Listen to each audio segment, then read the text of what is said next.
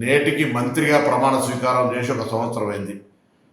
శాఖల పరంగా, ప్రభుత్వ పరిపాలన పరంగా రేవంత్ రెడ్డి గారు ముఖ్యమంత్రిగా, బట్టి విక్రమార్క గారు ఉప ముఖ్యమంత్రిగా, సహచర కేబినెట్ మంత్రులు, శాసనసభ్యులు, శాసన మండలి సభ్యులు, కార్యకర్తలందరి సహకారంతో, అధికారుల సహకారంతో ఒక ప్రజాసేవ లోపల సంతృప్తికరంగా సేవ చేసినాం.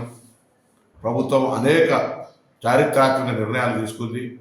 ముఖ్యంగా రైతాంగ రుణమాఫీ కావచ్చు, 200 యూనిట్ల ఉచిత విద్యుత్ కావచ్చు, 500 సిలిండర్ కావచ్చు, లేదా తెలంగాణ అక్క చెల్లెలందరికీ ఉచితంగా మహిళలు బస్ ప్రయాణం చేయడం కావచ్చు, ఒక విద్యార్థి నాయకుడిగా గతంలో ఉద్యమించిన హక్కు అయినటువంటి పిల్లల మెస్ ఛార్జీలు పెంచడం కావచ్చు, ఈ విధంగా అనేక రకాల సంక్షేమ కార్యక్రమాలు చేసిన ఈ ప్రభుత్వం తప్పకుండా భవిష్యత్తు 4 ఏళ్లలో మేము ఇచ్చిన హామీలన్నీ పూర్తి చేస్తామనే విషయాన్ని తెలియజేస్తూ, ఆ విధంగా ప్రజలంతా ఈ ప్రభుత్వాన్ని ఆశీర్వదించాలి, ఈ మొదటి సంవత్సరం పూర్తి చేసుకుంటున్న సందర్భంగాని కోరుతూ అందరికీ నా హృదయపూర్వక నమస్కారాలు తెలియజేస్తాను.